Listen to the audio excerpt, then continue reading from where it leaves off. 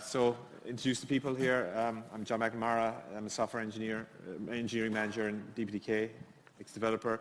I am Luca. Good morning. I work on the Viata router at AT&T, formerly Brocade. I'm also a Debian developer, and I maintain DPDK. I work closely with Christian from Canonical, who could not be here today, and he sends his apologies. He's busy at a Canonical Summit. Yep. My name is Ian Stokes. I'm an engineer for Intel, specifically working on the OVS DPDK project. I'm Kevin Trainer from Red Hat, and I mainly work on OVS and OVS DPDK. Okay. Yep, so I suppose I can kick off. So just, I suppose everybody knows, but just in case people aren't aware, just the current cadence of the DPDK LTS. So it's a biennial release. The current release is 16.11, and the next release is supposed to be 18.11 in 2 years' time. I guess that really for the LTS, it's only bug fixes are backported. And I suppose from a customer point of view, the advantage here is that you don't need to worry about ABI or API breakages, but there's also no new features until you move to your next LTS, if you were to stick with an LTS model.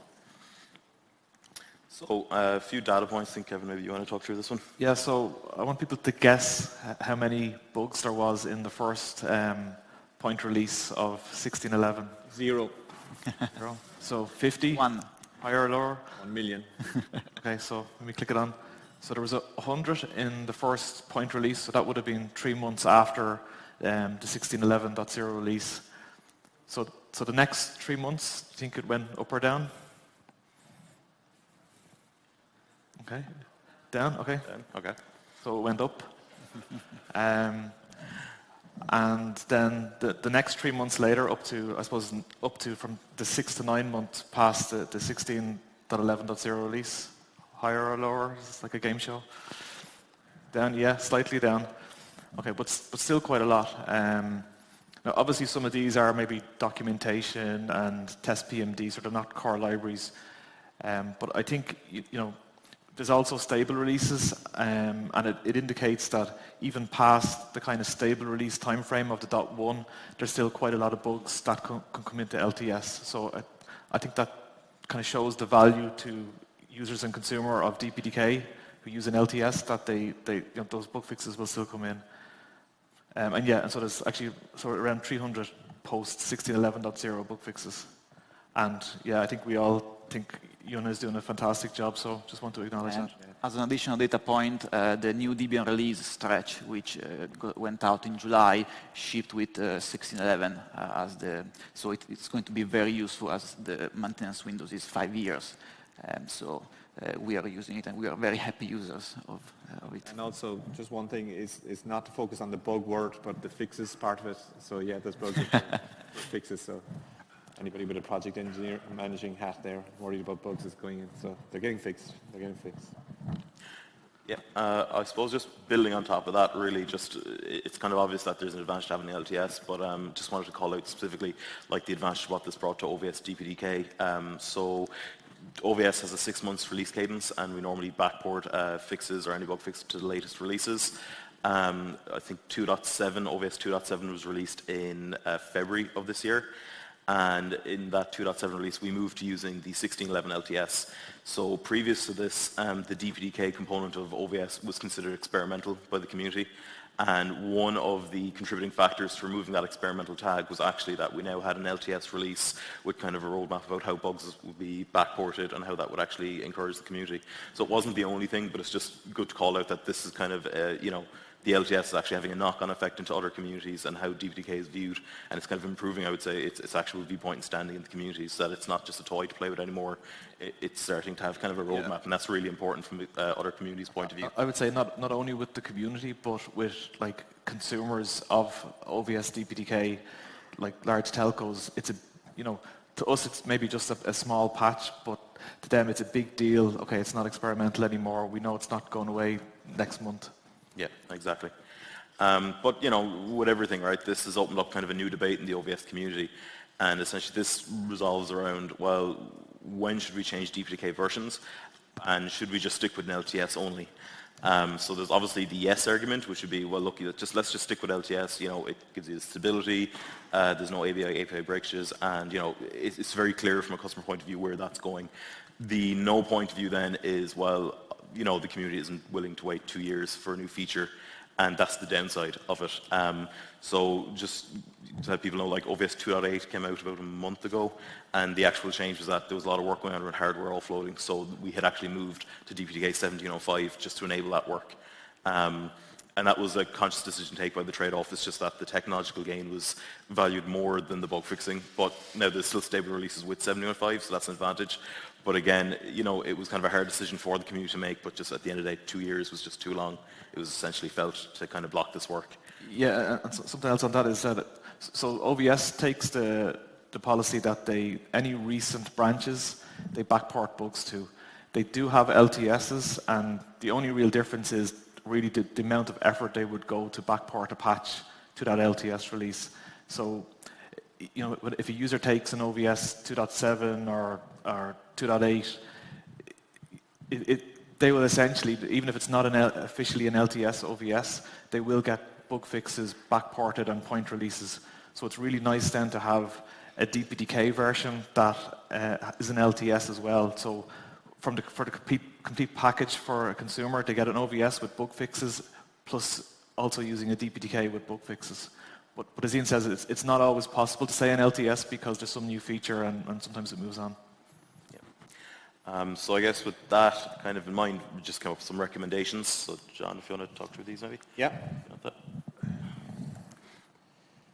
So the first recommendation really is that the 1711 should be an LTS because there's clearly a pull from it from the open source vendors, also OVS and downstream consumers. It should have 2 years support. That's the kind of model we've had with 1611. So it should continue on with that. It means we need to have 2 running in parallel or with slight overlap. So we're not at this point saying that we'll commit to an 1811. I think that would probably naturally fall out of it, but that's something we can review again next year. I guess there's a couple of open questions. Should all LTS really all .11 releases be LTS, and should they all be 2 years?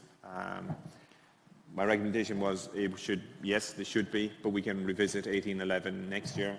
So as an example, the next Ubuntu LTS release will ship in April next year, 1804. So if 1711 DPDK was to be an LTS release, it would align very well with their development cycle. And they ship OpenVSwitch built with DPDK, so it would all fit quite nicely. And this model of having 2 LTS releases living concurrently is the same that the kernel uses, and it seems to be working quite well for that. So again, I recommend it as well. Yeah, likewise, OVS 2.9, I'd say possibly could be an LTS by the typical cadence of OVS. So that would be next February, so it would be really nice to have a DPDK LTS that we get a few months before we have time to integrate, and they could run then as kind of a pair of LTSs together. Yeah, so we'll hold questions to this till the end or whatever. So I think we should do it. It's just a matter of who does it, but I think the first decision should be, do we go ahead and do this, and then we decide who's going to do it or who can support it. ABI, Nothing to do with it? Okay. Sure, yeah. So really, this is just a bit of fun to just say, what is ABI stability? And the point is that it's different things depending on who you ask. So from a developer point of view, it can maybe be frustrating because it stops changes going in or slows progress. From a user point of view, it can be helpful because it allows you to keep stability and dynamically link. So I suppose the point is there's kind of a balance maybe needed here. So yeah, I think we talked about that, why it's important. It's to allow users to dynamically link. Yeah, so PDK was quite stable, especially in terms of using it with OVS. For a few releases, it seemed to move quite stable, but in the last, I think, releases, maybe mostly this year, it seems to have broken between releases. Just, I suppose, a bit of fact that OpenVSwitch on Fedora had, had moved to statically or to dynamically linking DPDK. But then when the upgrade to 1702 happened, and DPDK was still using, Open vSwitch was still using 1611, we couldn't dynamically link them anymore. So we reverted to statically link. In terms of deprecation notices and planning, I think if there is going to be a break, it's helpful to know, because at least Ian or any of us, we can see, okay, this is coming down the line. We need to prepare for it. We need to start looking at what changes need to be made to Open vSwitch. And I guess the key point really here is just there probably needs to be some stability between, we don't want to lock things down forever and have no progress in DPDK, because nobody wants that. And but there also needs to be some stability and trying to find the right balance between them. Okay, sure. So I suppose before we kind of just want to get some pain points, like you kind of know, like obviously when there's changes coming in with the library APIs, like that's been flagged, and that's just something the project needs to take into account. But just to get some pain points, what I actually want to do is talk to some customers. So in this case, I was talking to the OpenStack community when they're deploying OVS with DPDK. And ideally, I thought that any of the breakages should be kind of out of the way. They should just be calling OVS, and that'll be taken care of once those calls kind of remain the same. But what we actually found was that when I looked for feedback, kind of like, does this really affect them? It did, and it's kind of funny because it ties into a few elements that were raised yesterday. So one of them they raised was that when they look at the DPDK package, they actually use a lot of the helper tools. And they consider that any of the name changes or file directory changes, that's for them an API break, because their deployment scripts use those scripts to actually do the OpenStack deployment with DPDK, which I wouldn't have thought of, being quite honest. It wouldn't be my point of view, but that was actually just a piece of feedback. So we kind of said we highlight this just, I don't know, is it just a slight adjustment in kind of thinking about, well, what is API versus API? Is API just the library code, or is it actually like DPDK as a package now, and what comes packaged with that and how that affects the end user? So that was kind of one example they gave us as like... I can also say, yesterday we talked about, oh, hey, let's just change the scripts because we want to do something, but it is a factor as well. I think I shared with a few people yesterday, but we had a bug logged against us in Bugzilla to say, hey, you've broken DPDK because you've changed the scripts, and our scripts that are based on them don't work anymore. Yeah, so that was just a quick example of the API side of it. I suppose then on the ABI, one example that got highlighted to us was I think it was just making changes to the make files, and I suppose the build system as well. So one example on the make files would have been the librrt KNI mod. So previously OpenStack were using this to set it to no, so that the KNI wasn't being built. A new option was introduced then for the RT KNI Kmod, which allows you to just disable it separately. But what they found was that the RT KNI Kmod didn't respect the behavior of the lib RT KNI. And I guess the feedback from OpenStack from that point of view was there's no problem introducing new options, but it kind of has to respect the previous behavior. And this was like a pain point again for them, that like they consider this an ABI breakage for them. I guess on the build system then, Kevin, maybe... Yeah, I suppose it's debatable whether it should be here, but I suppose Ian had a point about make files and build system, but I suppose the other thing is like new dependencies in the build system or changes to the build system also have an impact, I guess, to distros as well. Yeah. And obviously then just from the customer point of view, that where do they want to be? Well, look, they kind of want to get to the stage where just DPDK DLLs can essentially be deployed OVS DPDK across different DPDK versions just without recompiling. Now that's, I think, a very far off goal, but that's kind of the end goal from the customer point of view, what the stage they just want to get to. Now, whether that's realistic or not, I suppose that's what we're here to get feedback today about.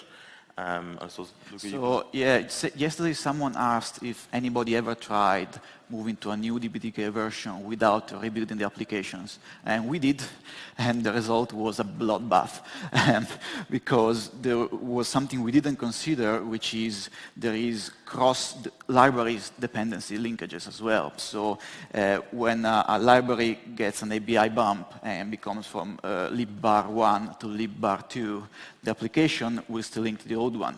But another library, libfoo, doesn't get a bump, but the new one will link to the new ABI version. So you start the application, you load the old libbar1, then you load libfoo1, and libfoo1 loads libbar2. So you try to load at the same time 2 different versions of the same library and everything blows up. Christian had a lot of pain with that when moving, again, the same version from 16.11 to 17.02 with Open vSwitch, and we got yelled at a lot on the backtrack of Ubuntu. So that is one example of the pain points we have faced in the past year or so. Sure. Okay, so I suppose John or Kevin, do you want to, John, just lead us through the current process, I guess. Yeah, so the current process works like this. We should try and avoid API and ABI breaks as much as possible. A good example of doing this is trying to make things more resilient was these changes that went in around Yoast. So this was getting broken in almost every release. It had to be changed every release, and instead, I think it was Yuan handed this, or Zihong actually, wasn't it? No, it was Johan. Yuan handed this. So it just made one painful break and made the structures opaque or something similar, and after that then they didn't get broken anymore. So that's the type of thing we want to see, some proper software engineering around this. Multi-lib versioning, it's there, it's documented. It is tricky to use, but it is doable. We should do more of that. We should continue doing the release notices and strictly require the 3 acts. But we should also evaluate them. We've had cases where people have put up a deprecation notice and we've reviewed it internally and somebody said, well, actually, you don't actually need to do that. There's another way you can do it. There's another function over here, or there's another struct over here that you could use instead. So let's evaluate the deprecation notices, and see if there's other ways that it can be done. If it can't, if there's no other option, then that's fine. Try to group changes together. We did that last year with the mbuff, where we knew a few changes were coming, so we got them all in one go. Let's do more of that. Run the ABI checker. It's in the documentation, in the contributors' guides. Down at the end, there's a whole section on ABI and what it does. At the very end of that, how to run the tool. Very easy to run. So let's do more of that. And perhaps it could be part of the CI, maybe, to run the ABI checker. And yeah, we could do that. I've seen projects do that. So. Yeah, although it does take some evaluation. Yeah. You had a suggestion? Yes, so as a suggestion, this is something I've been doing for 1.5 years in other projects, and it's working quite well. So what would people think about making it mandatory as a matter of policy that when new APIs are introduced, they must be behind the experimental flag for at least a release cycle? Because from what I can see, a lot of the API and ABI breakages come in when, a new API is added in 17.02, and then when more users actually start using it, you notice, oh, actually, we can make this change and that change. So by making it experimental for at least one release cycle and removing the flag at the next one, at least you would have this period of triage. And I think this could help. As I said, I do it elsewhere and it works quite well. It helps both users but also developers because it gives you more time to have your API well tested, because it's often not easy to get it right the first time around. Right? We all been there. Okay. So I'll just put these 3 of these things up so we get into the question and answer time. So 3 suggestions, not the only ones. We can take other ones on the floor. We have no API or ABI breakages between LTSs, and then we say at the LTS we can change those things. Plus, as it offers more stability between the LTSs, but then we could have additional complexity, and also you may have a feature that you just can't get in for a year. Second option would be allow API breakage with one release. That's our current process, basically. It's working, that's the plus one, but we don't have a massive incentive to keep it stable beyond that. And then third option would be counterpoint to the other ones, and it's just like allow ABI breakage in every release and just say the process isn't working, and let's throw it out. There's probably other suggestions there as well. We'll leave these up and then we'll move on to, we'll just take questions. So the first question I think would be from us is everybody okay with a 17.11 LTS release? We'll get some, and then we'll get on to the ABI questions.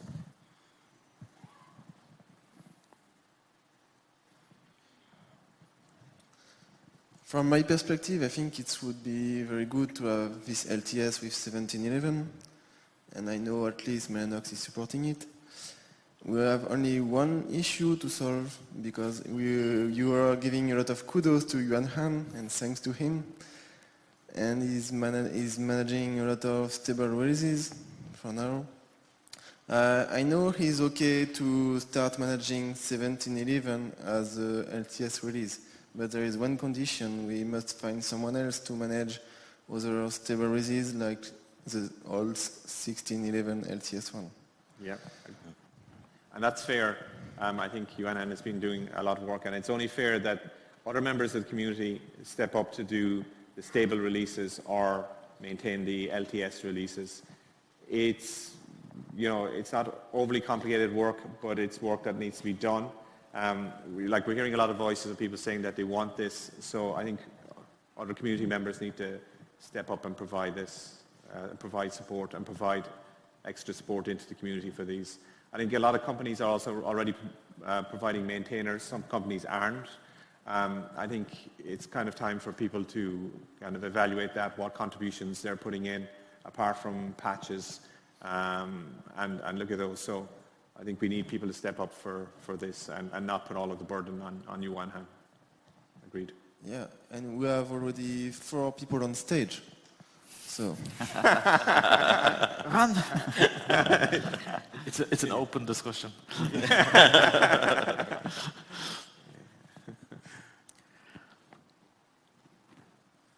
Yeah, I'd also +1 for the 17.11 stable, assuming we can find additional volunteers to help manage all these stable releases that we're coming up with. Can I just ask another question perhaps to the panel there? Are we okay with the current scope of what gets backported to these LTS releases? I'm not necessarily saying, we currently do bug fixes only. Features would be another thing, but the other thing I'm wondering about, and it's come up in passing in conversation a couple of times or yesterday, is what about hardware support? I mean, it's all well and good having 2 years of bug fixes back, but if you've got, you know, a whole bunch of new NICs came out in that time, or new crypto accelerators, they're not going to be supported. So I'm wondering, is that a discussion we need to have to consider, or how useful is it for 2 years with just the hardware support set, more so than the feature set we have? So that's just another question I'd like to throw out there. Yeah, I can take that. So the whole LTS thing came up at this discussion last year, and we proposed it, and we got up and running. And there was definitely an element of, we don't know how this is going to work out in practice, and let's revisit in a year and see it. And at that time, we said that yes, we were going as much as possible to limit it to bug fixes. Our main criteria was no ABI or API breakages. But after that, we did leave the door open, because we did envisage that there would be new poll mode drivers coming in. And if somebody has a new poll mode driver, especially small companies who are putting these things in, and they're not in an LTS release, my opinion is we should and could put them in. They're generally, if it's a poll mode driver, it generally has very little negative effect on other parts of DPDK. So my opinion would be that we shouldn't try to penalize people who are slightly late. So with my distro hat on, that is fine as long as it can be disabled, right? Because in Debian stable you cannot introduce new packages once it's shipped. So I cannot introduce a new poll mode driver after the release is out. So, but apart from that, it's a good idea. Yeah. I think regarding the poll mode drivers for new hardware, we can enjoy the fact that this is mostly vendor driven.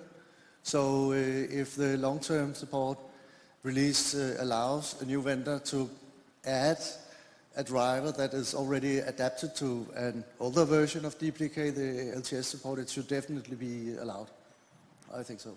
And then it's up to the hardware vendor if they want to put in that effort for the people who are on the LTS support.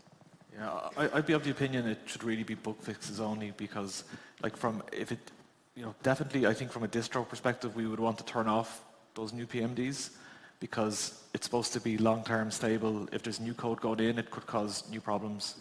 I suppose I'm wondering from an Open vSwitch perspective, just in purely source, if that's something that they would also, Open vSwitch would take the perspective of bug fixes only, no new features. So it could be problematic there, or it could kind of change the model where it's, the the Open vSwitch and DPDK together are both getting bug fixes. But then it could be just, well, as a hardware vendor, if we need to support a new port module with a new NIC in it, we would prefer to stick on, so if we need to update our entire firmware with all the new options and all the new bugs just to support a new port module, that's not going to happen. Yeah, but we will still like to be able to support new port modules. So I would like if new NICs would be added to LTS. Yeah, I mean, I'd be of the opinion if you're putting new software in, you're creating potentially some instability in those long-term. Yeah, so that's the difference between yes, vendors. but we're testing. We will be and testing this port module extensively with the firmware, but we don't want to update all the firmware and everything just to support a port module. It's a limited test we have to do, and we can run all the other things through our ordinary regression testing. So. Okay, Stephen, I think I just two things, one short, one long. The short one is, I think we need to make the agreement like the kernel stable has, which you can add new PCI IDs to an existing driver. In other words, if a vendor comes out with flavor 3 of board 2, and it just has a PCI ID and it can use the same code base, we need to be able to take that in LTS because people rev firmware versions and stuff like that. The other one is, in my experience, you don't want to confuse the difference between what's the LTS upstream release and what is LTS distro. It may very well be that some hardware vendor comes out with new hardware and can make the business case argument with the distro that needs to be supported, and they're willing to invest the effort to do that. But that doesn't necessarily need to be in the LTS upstream that everybody's taking. I know that seems a little awkward, but in reality that happens. And it really comes down to the distro is then saying, okay, I'm willing to test this and backport it and make sure it's really stable. And otherwise, nobody's really owning up to doing the backporting and maintenance and all that. Just one point I'd like to make, Bruce. So one thing that we've seen is that some of the bug fixes for the base drivers aren't backported to LTS. But that's, I suppose, it may be debatable because it was talked about is this specific for a particular firmware version. So that's one area where there's potentially some bug fixes that don't get backported. That maybe could be maybe, I don't know. Yeah, Faru? Yeah. Related to drivers, I believe they are not really features. So why not get them to LTS? If abstraction level layer is same, so the applications using previous PMEs won't be affected at all, but some other people can benefit from new hardware. So also what Stefan said, why not add a new PCI ID so existing driver can support more devices, and I think also it will be okay to get new POMOD drivers to LTS. It won't break existing applications. Maybe Tom? Hi. I was just thinking timing here. I'm not saying I have a position, but it's going to be an LTS release every year, 11, 18, 11, and the time is 2 years, which means oh, hi, I like this one better. It's better waiting.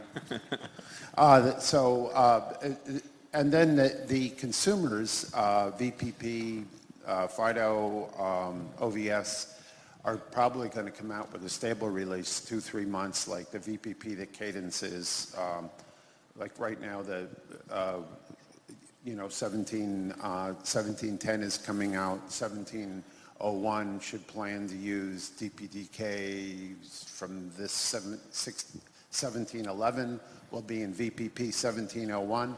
So let's say VPP decides to do a stable release. That gives us, instead of 2 years, is 22 months, And then the distros come out, what? I don't know what Canonical is, but I'm involved with the CentOS SIG. That's a few months later.